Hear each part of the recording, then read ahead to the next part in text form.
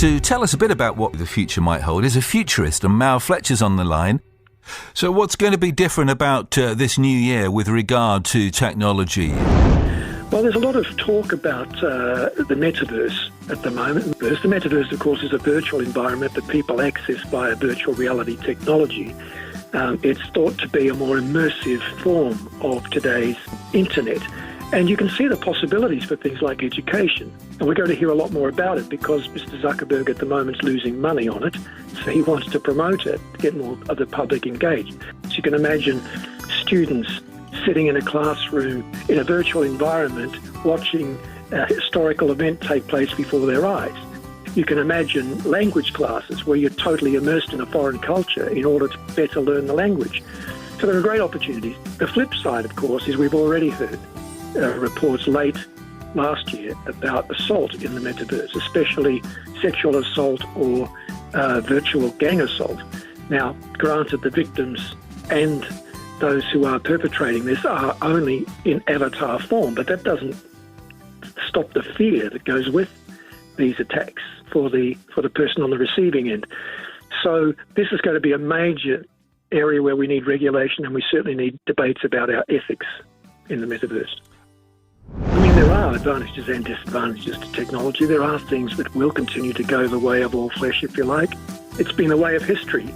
Innovation tends to lead to new approaches. New approaches mean old jobs are lost, new jobs are gained. The challenge this time will be that change is happening so quickly in the job market, for example, that we may not be able to transition quickly enough to not just change jobs several times in our career, as is currently the case, but entire careers, entire forms of livelihood, and especially with the emergence and growth of artificial intelligence, which will continue apace this year. The one thing I want to say about AI here, though, is there are a couple of limiting factors that people should remember about artificial intelligence.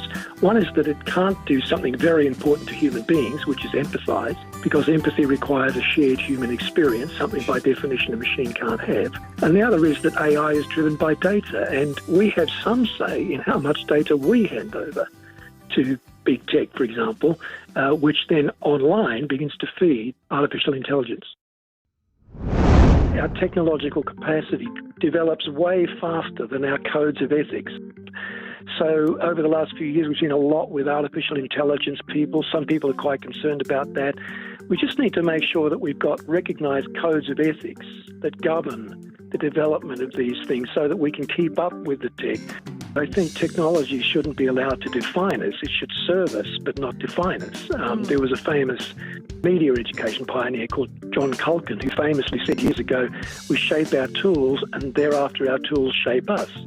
So, we have to be careful that we remain in control of the process. Well, it's not primarily about prediction. That's sort of the outcome at the end. It's really about trying to understand the shifts that are occurring in society, whether it's in terms of generational change or ethical change, social values, technology, and then to work out how that affects other things and what it might mean if we continue on that line over the next 10 to 15 to 20 years.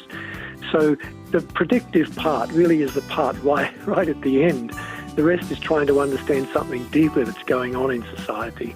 Now, it came about for me over several decades, really. It started with generational research in the 1980s and 90s. I was leading a large youth organisation in my homeland, Australia. That then stretched out to take in things like technological change, ethical change, social value shifts, all of that. And that's what I've been writing about and broadcasting about for ever since, really.